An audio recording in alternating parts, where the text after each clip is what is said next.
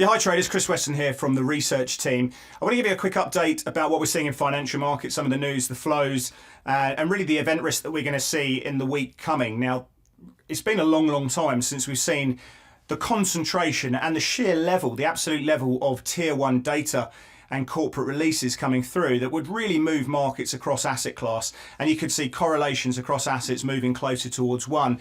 I will say that the market at the moment is underhedged. If you were looking at normalized skew on the S&P, put volatility has come down. We're seeing the put call ratio really coming down, so people have been rolling off their hedges, and that may be to the detriment. People may look at those hedges going forward because hedges do cost money, and when you are seeing equity markets on a rip-roaring trend, you do see a situation where people do reduce those hedges. So the question is with this data going forward, will people look to de-risk? Will people look to deleverage their positions? Well, obviously something we're going to be seeing. So what data points are we going to be seeing? Well, first of all, if we go midweek, we are looking at that US ISM manufacturing number.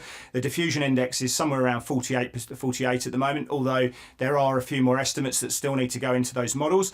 But what we are seeing at this point is an expectation that the pace of contraction in manufacturing is expected to decline. Now, of course, as we went into the start of the year, the consensus was that we were going to get a recession in the US probably somewhere in the first half. Those calls have been pushed back. We've seen calls for European recession have been pushed out, if not removed, depending on the economists you're looking at. Obviously, what we've been seeing with lower natural gas prices and better weather patterns playing through, and of course the Chinese reopening story, which is going to impact demand from around Q2, has really helped that situation. We have seen European equity markets really outperforming for many weeks, and of course now that's starting to roll over a little bit in terms of those outperformance.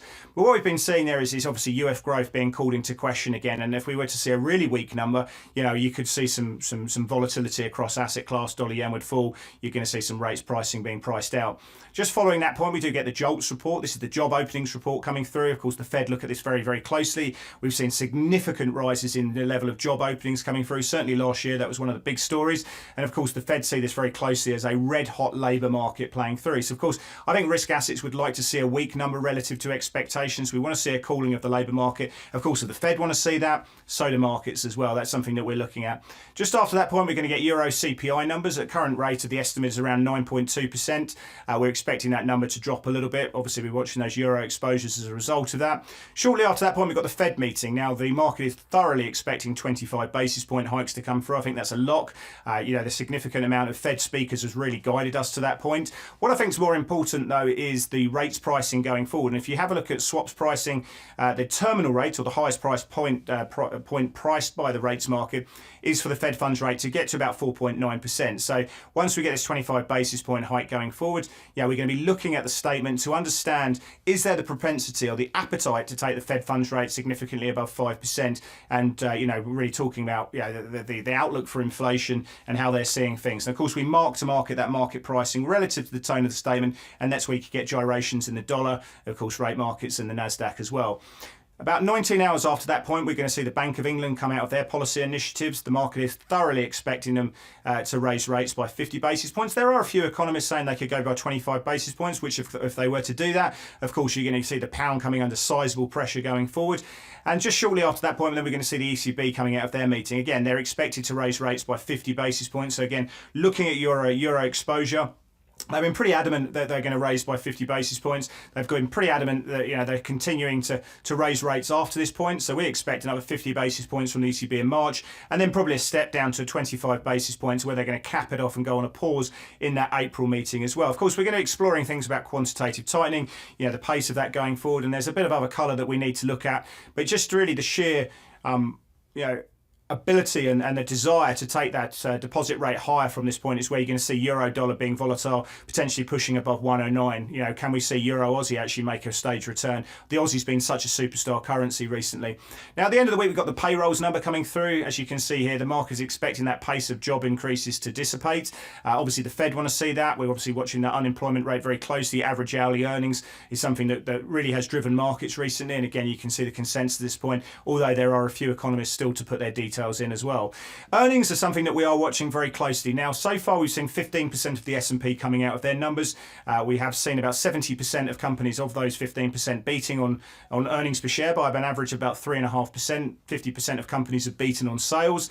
But next week it's the massive one. We've got 31% of the S&P market cap coming out. So obviously watching your NASDAQ, your S&P exposure in a market which is, pretty much underhedged at this point. So we are watching those big mega cap companies coming through. So who are we seeing? Meta is one that really gets a run in from traders and clients, whether you're a retail trader or in your case premium client. That's something we are watching very closely. It's been a crowd favorite. The implied volatility is pretty high.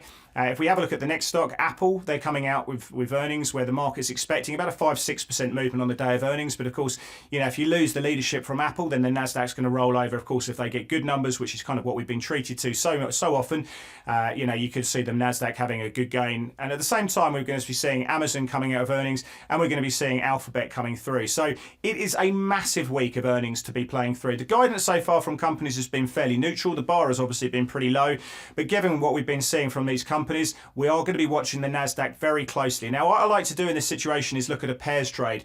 A lot of the data has been coming in pretty soft. Business confidence has been pretty poor. CEO confidence is at a record low at the moment. Soft data, is in kind of recessionary territory. We're obviously seeing that from the yield curve. So it'll be interesting to see what these guys have to say, especially after all the layoffs we've been seeing in that environment. But what I want to see, if we were to see continued leadership, if the earnings come in strong, is adopt a pairs strategy, a long-short strategy. So we're looking at long Nasdaq, short US 30, or more so looking at long Nasdaq against the FTSE, long Nasdaq against the Euro stocks or the DAX, for example. Those ratios have been working brilliantly. You can see that with the denominator moving up, which shows that the Nasdaq has been working well on a currency unhedged basis. So for me, in a situation where you're not sure about the direction of broad markets, the correlations are pretty strong. If you are looking for outperformance of one asset relative to another, you can go long one market, short another, obviously making sure your notional exposures are perfect. If you want to understand more about pairs trading and understanding how to net off those exposures and look at outperformance in one market relative to another, reach out to your premium client manager. They'll be more than happy to set up a call with myself or the team, or even explain it to yourself. So it's a really interesting way to look at a market, especially when you're going to get volatility playing through. So we are watching a significant amount of data to drop this week. We're watching our dollar exposures, our index exposures. Be in front of the screen. Understand that there's a lot of earnings to play through. It's a massive week. You're going to be trading with Pepperstone. Reach out to your trading advisor for more details this week. Good luck.